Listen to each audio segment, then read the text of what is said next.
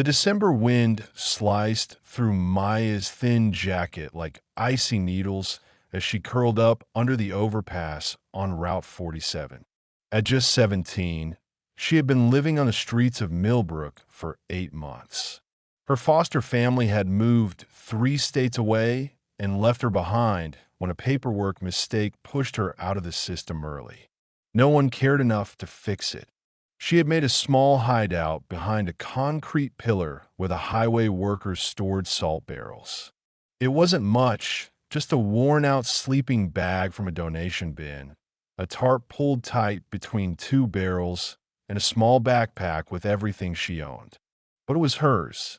More importantly, it kept her out of sight, which meant the police hadn't forced her to move yet. Maya was reading a water damage book she found in a free library box when she heard the motorcycles. The low rumbles started far away, then grew louder until the ground shook beneath her. She peeked past the barrel and saw a group of motorcycles pulling into the rest stop about 50 yards away. Even from a distance, she recognized the patches on their vests. The Iron Skulls Motorcycle Club had been part of Millbrook forever. They own a legit custom bike shop, but everyone knew they also ran most of the county's underground business. People respected them or feared them. Maya had seen their president around town. People called him Iron Mike. He was huge, with a face carved like stone and arms covered in tattoos that told stories she didn't want to know. He never noticed her. People like her didn't get noticed by people like him. 15 bikers gathered under the pavilion. They weren't joking around. This wasn't a fun ride. Maya was about to hide again when something else caught her attention. A car sat at the far end of the rest stop, away from the lights. Its windows were fogged, and shadows moved inside. Something about it felt wrong. The bikers were busy arguing. She could hear words like shipment, territory, northern route. Illegal business talk. Not her problem. But that car. Then the door opened. A small girl, maybe 7 or 8, stepped out wearing a bright pink coat. She staggered forward, then collapsed on the cold pavement. Maya ran before she even realized she was moving. She had taken a CPR class at her old school. Her certification card was still in her backpack. It was one of the only papers that proved she existed. She sprinted across the rest stop, sneakers slapping the concrete. The bikers didn't notice her. They were too deep in conversation. When Maya reached the girl, she saw her lips were blue and her skin was almost white. She wasn't breathing. Maya dropped to her knees, ignoring the freezing ground soaking through her jeans. She tilted the girl's head back, airway clear. No pulse. She placed her hands on the girl's small chest and started compressions. 1, 2, 3, 4, she whispered, pushing hard like she'd been taught.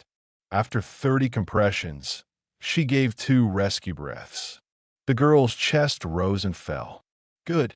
She repeated the cycle. Compressions, breaths, compressions, breaths. What the hell are you doing? A deep voice boomed. Maya looked up. Iron Mike was storming toward her, his face full of anger. The other bikers followed, forming a wall of leather behind him. She's not breathing. Maya shouted, still pressing on the girl's chest. Call 911. Iron Mike reached her and suddenly froze. His face went from furious red to pure white. Lily, that's my daughter. What happened? What did you do? I didn't do anything, Maya snapped, still working. She came out of that car. She just collapsed. One biker was already calling 911. Another ran to the car, ripped open the driver's door, and shouted, "There's a man in here, passed out, and, damn, there are drugs everywhere." Iron Mike fell to his knees beside Maya, shaking, his huge hands trembling over his daughter. Will she be okay? I don't know, Maya said honestly. She gave 2 more breaths. She needs to start breathing on her own. Come on, come on. Almost 2 minutes passed. Then suddenly the girl coughed. Maya quickly turned her on her side as she vomited. Her tiny body shook, but she was breathing. Weak, uneven breaths, but breaths. Lily, baby girl. Iron Mike reached out, but Maya stopped him with a raised hand. Don't move her. Not yet. She's breathing, but she isn't awake. The ambulance, it's coming, right? 3 minutes out, a biker shouted. Maya kept 2 fingers pressed gently against Lily's neck, checking her pulse. Now that the emergency was over, her mind began replaying everything she'd seen. She glanced toward the car. The man in the car, is he your father? She asked quietly. No, Iron Mike said in a low, tight voice. I'm her father. He swallowed hard, as if the words were painful. That man is my ex-wife's boyfriend. He was supposed to drop Lily off an hour ago. I came here to meet them because Sheila didn't want him knowing where I live. I thought she was being dramatic. I didn't know he'd started using again, and I didn't know he'd have Lily in the car with him. Everything made sense instantly. He must have been smoking or injecting drugs inside the closed car. Lily breathing it in. Toxic fumes. Drug smoke. Maybe carbon monoxide. Maya felt sick thinking about it. Iron Mike's eyes locked on hers. Did you see what happened? Did he hurt her? No, Maya said. I only saw her get out of the car and collapse. She hesitated, realizing this would expose her situation. I was staying under the overpass, and I noticed the car. Something felt wrong. Iron Mike studied her, really looked at her for the first time. His eyes moved over her thin layers of clothing, her tired face, the old backpack that held her entire life. You're homeless, he said. It wasn't a guess, just a fact. Yes, sir. And you ran across a freezing rest stop to save my daughter anyway. Of course. Sirens echoed closer. Maya pushed up to stand, but Iron Mike gently caught her wrist. Don't go, he said softly. Please. The longest night, everything after that happened fast. Paramedics rushed Lily to the ambulance. She woke up halfway there, crying for her dad. Iron Mike rode with her, but not before turning to his club and saying, watch her. Don't let her disappear. The bikers didn't threaten Maya. They simply stood around her like a human fence, making sure she didn't wander off or get scared and leave. Police arrived, found the boyfriend half unconscious, and arrested him on the spot. They discovered meth, fentanyl, and other drugs inside the car. At first, the officer interviewing Maya didn't trust her. Homeless teen at a crime scene never looked good, but the bikers vouched for her and security cameras confirmed her story. Someone handed her a warm blanket. She sat at a picnic table, shaking from cold and adrenaline. An older biker with a gray beard approached with a thermos. Name's Roadkill, he said, sitting down. Before you ask, yes, the nickname is stupid. I hit a deer on my first bike 30 years ago.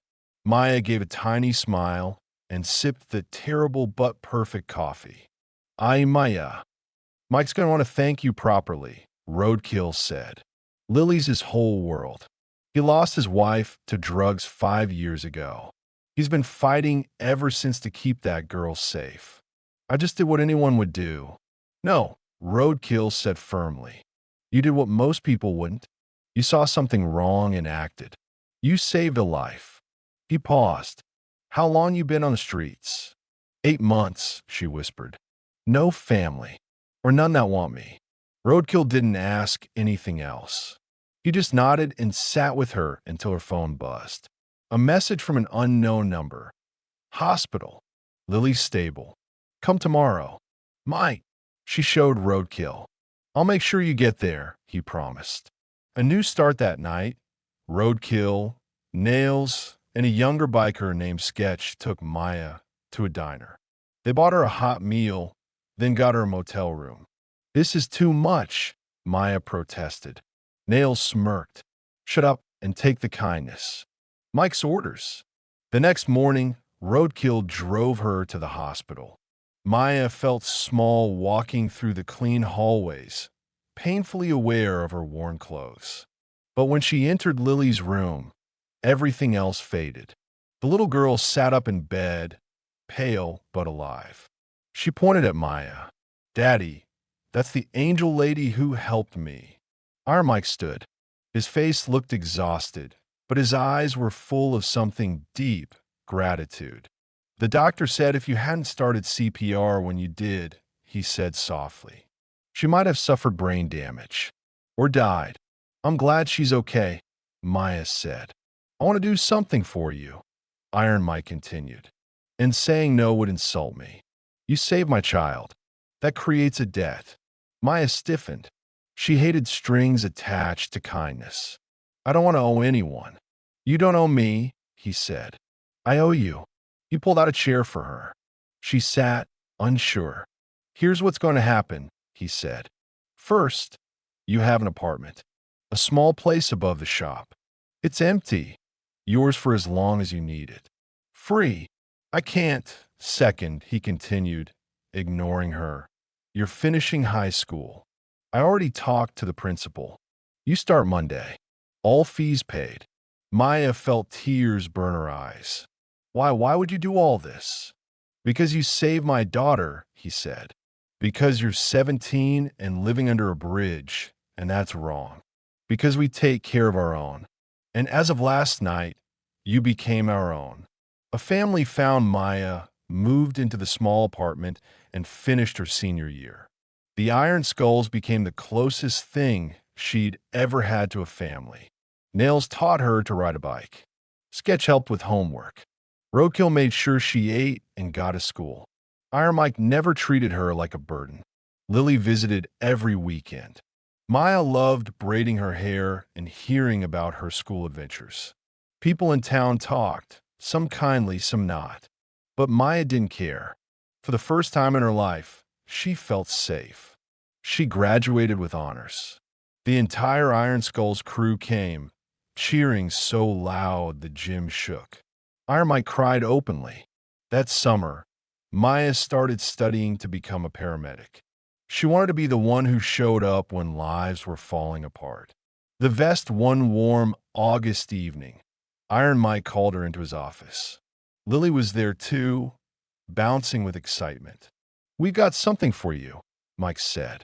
He handed her a leather vest, her size. On the back, Iron Skulls MC, and at the bottom, embroidered carefully. "Family, you don't have to wear it," he said quickly. "It's not a club patch, but we wanted you to know you're family. Always." Maya held the vest with shaking hands. Later, she learned it had been his late wife's vest, remade for her. The most precious gift he had. 5 years later, Maya stood outside Millbrook General Hospital in her paramedic uniform, finishing her first shift as a certified EMT. She had helped save 2 lives that day. Her phone buzzed. A text from Iron Mike. "Proud of you, kid. Come by the shop. Lily wants to show you her science project." She smiled. "On my way." She climbed onto her motorcycle, custom built by the club as her graduation gift, and fastened her helmet. A small tattoo peeked from under her collar. An angel wing with the date she saved Lily's life. As she rode past the old overpass she once slept under, she didn't feel shame. She felt grateful. That night had changed everything. Saving a little girl had saved her too. Maya learned that heroes aren't always people who have everything. Sometimes they're the ones who have almost nothing, but still choose to care.